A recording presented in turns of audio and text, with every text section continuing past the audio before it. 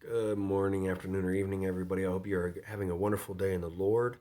So, today I want to talk about love. I want to talk about love and the power that love has in our lives. Um, and this is a difficult one for me because there are times where people will cause an offense to me, people will say mean and disrespectful things to me, people will be rude to me or my family or my kids, and I don't love them. Like I really have anger towards them, and it just tears me up right inside. I'm so angry I can't seem to let things go. But God says to love your enemies. God says, the greatest command is love, and there is no greater command than this. So as I think about that, and I read First Corinthians chapter 13, and especially 4 through 7 and verse 13 and 13, love is very powerful, and love will forgive a multitude of sins. The Bible talks about love will forgive a multitude of sins. If you don't love somebody, you can't forgive them. This is just my opinion. This is just my take on it. Sure, you could forgive them and be like, oh yeah, I forgive you for what you said. But love will abolish what happened between you and that person, and it would never be brought up again. If you love somebody so much, you will do everything you can to help them, to love them, to nurture them, to care for them. So love is important, and we see an example, probably one of the greatest examples, if not the greatest example in the Bible, was Jesus when he was crucified. He still loved the people that were crucifying him. He had to forgive them. And the love that he had, that unconditional love that he had, he even pleaded and said, God, forgive them, for they know not what they do.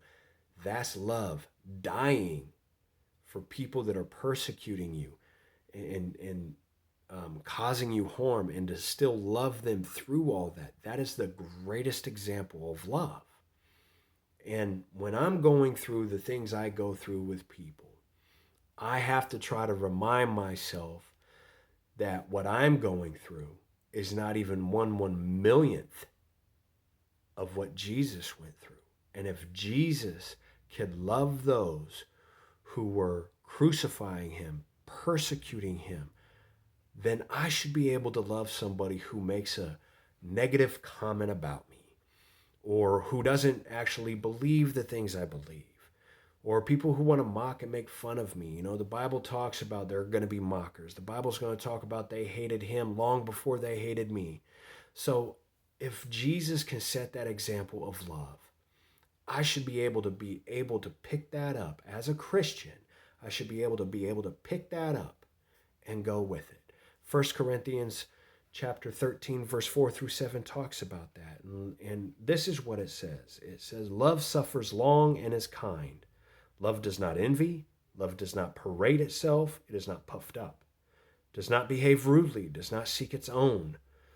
It is not provoked. Thinks no evil. Does not rejoice in iniquity, but rejoices in the truth. Bears all things, believes all things, hopes all things, endures all things. Chapter 13, verse 13 says, and now abide faith, hope, love, these three, but the greatest of these is love. We have to try to get over our feelings and our attitudes towards certain things. We need to try to do better. I have to try to do better when I come up against somebody who I know has an affrontive behavior, or somebody that thinks they know everything and is always trying to downgrade somebody or put somebody down in a different light. And being around those people, should learn to try to love those people and pray for those people.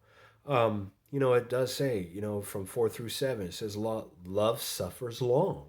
Love is going to be a long suffering deal. If anybody out there who has children who hear this, you know that love is a long suffering thing.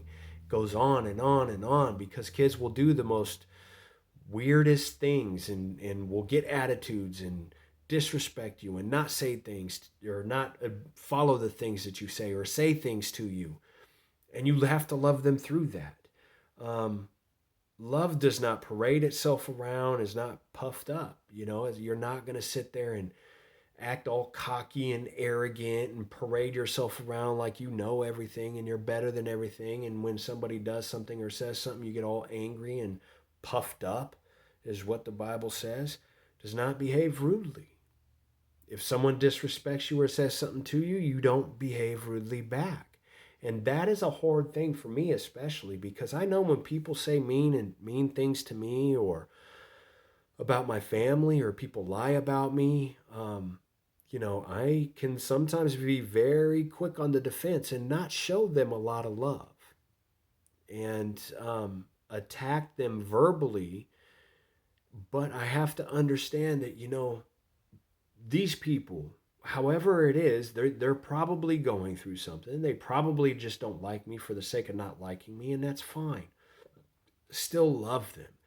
Is it hard for me to show somebody love who personally attacks me? It is. But a lot of times I'm just like, oh, well, that's your opinion, whatever. And I just keep moving on.